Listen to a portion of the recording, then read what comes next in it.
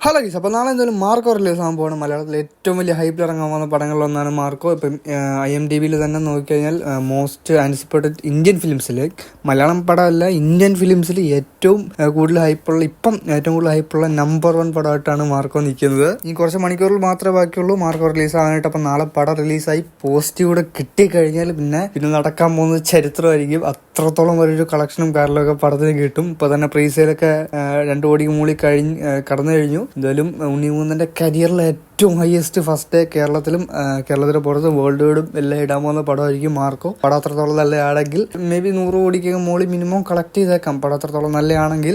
കുറച്ച് ദിവസമായിട്ട് ഇങ്ങനെ ഇൻസ്റ്റാഗ്രാമിലൊക്കെ ട്രെൻഡിങ് ആയി നടക്കുന്ന സാധനമാണ് നമ്മുടെ മിഖായലിലെ മൈക്കിൾ, അതായത് നമ്മുടെ നിവിൻ പോളി അവതരിപ്പിച്ച ആ ഒരു ക്യാരക്ടർ മാർക്കോയിൽ ക്യാമിയോ ആയിട്ടോ എന്തെങ്കിലും ആയിട്ട് വരും എന്നുള്ള കാര്യം. പക്ഷെ അതിനെപ്പറ്റി പറയുന്നതിന് മുമ്പ് നമ്മളിപ്പോൾ മാർക്കോയെ പറ്റി കുറെ പേര് പറയുന്നൊരു കാര്യമുണ്ട്. അത് മിഖായലിൽ മറ്റേ മരിച്ചുപോയ മാർക്കോ ആണല്ലോ, ആ ഒരു മാർക്കോ ആയിരിക്കത്തില്ല. ഒന്നുകിൽ മാർക്കോ സീനിയർ, അതായത് മിഖായലിനകത്ത് പറയുന്നുണ്ട് മാർക്കോയുടെ അച്ഛനെ പറ്റി ആ ഒരു ക്യാരക്ടർ ആയിരിക്കും എന്ന് പറയുന്നുണ്ട്. അല്ലെങ്കിൽ പിന്നെ എന്താ പറയാ, മാർക്കോയുടെ അനിയൻ ചേട്ടൻ അല്ലെങ്കിൽ ഒരു ബ്രദറായിട്ടുള്ള ക്യാരക്ടർ ആയിരിക്കും ഈ ഒരു മാർക്കോയിൽ വരാൻ പോകുന്നതൊക്കെ പലരും പറയുന്നുണ്ട്. ഇപ്പൊ ആദ്യത്തെ കാര്യം പറഞ്ഞാൽ ഇത് മാർക്കോയുടെ അച്ഛന്റെ കഥ തന്നെ ഒരു ചാൻസ് ഇല്ല. കാരണം അതിപ്പം നമ്മുടെ സിദ്ദീഖ് അവതരിപ്പിക്കുന്ന ജോൺ പീറ്റർ എന്ന് പറഞ്ഞ ആ ഒരു ക്യാരക്ടർ ഉണ്ട്. ആ ഒരു ക്യാരക്ടറിന്റെയും നമ്മുടെ മാർക്കോയുടെയൊക്കെ അച്ഛനാണുള്ള ആ ഒരു മാർക്കോ സീനിയർ എന്ന് പറയുന്നത്. ആ ഒരു ക്യാരക്ടറായിട്ട് വരാൻ ഒരു ചാൻസും ഇല്ല. കാരണം ഈ പടത്തിൽ സിദ്ദീഖ് ഉണ്ട്, സിദ്ദീഖിന് അത്യാവശ്യം നല്ലൊരു ഇമ്പോർട്ടൻ്റ് ആയിട്ടുള്ള റോളും ഒക്കെ ഉണ്ട്. പിന്നെ ബ്രദർ ആവാനും ഒരു ചാൻസും ഇല്ല. കാരണം അങ്ങനത്തെ ഒരു ബ്രദറിന്റെ കാര്യമൊന്നും മാർക്കോയിൽ തന്നെ പറഞ്ഞിട്ടില്ല. അപ്പം അങ്ങനത്തെ ഒരു ബ്രദറായിട്ട് വരാനും അങ്ങനത്തെ ഒരു ചാൻസും ഇല്ല. അപ്പം ഈ ഒരു മാർക്കോ എന്ന് പറയുന്നത് നമ്മുടെ മിഖായലിനകത്തുള്ള അതേ ഒരു സെയിം മാർക്കോ തന്നെ ആയിരിക്കും ഈ ഒരു പടത്തിലും വരാൻ പോകുന്ന ആ ഒരു മാർക്കോ. ശരിക്കും പറഞ്ഞാൽ മിഖായലിന്റെ കഥ നടക്കുന്നതിന് കുറേ വർഷങ്ങൾക്ക് മുമ്പ് മാർക്കോയ്ക്കും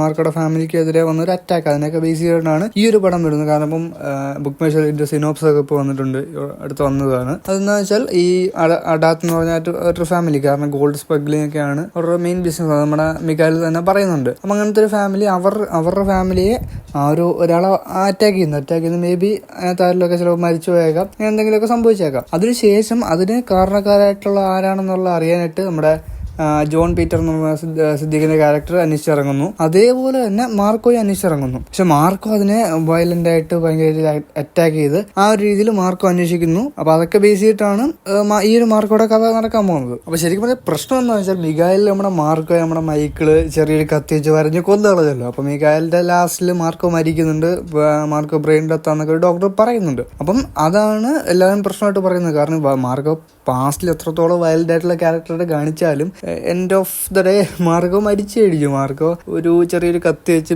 നമ്മുടെ മൈക്കിള് കൊന്നു കഴിഞ്ഞല്ലോ മാർക്കോയെ. അപ്പം അതാണ് എല്ലാവരും ഒരു പ്രശ്നമായിട്ട് പറയുന്നത്. അപ്പം അതുകൊണ്ട് ചിലപ്പോൾ അതിനെപ്പറ്റിയുള്ള കാര്യങ്ങൾ എന്തെങ്കിലുമൊക്കെ ചിലപ്പം ഈ ഒരു പടത്തിൽ ഈ ഒരു മാർക്കോയിൽ ചിലപ്പോൾ കാണിച്ചിരിക്കാം.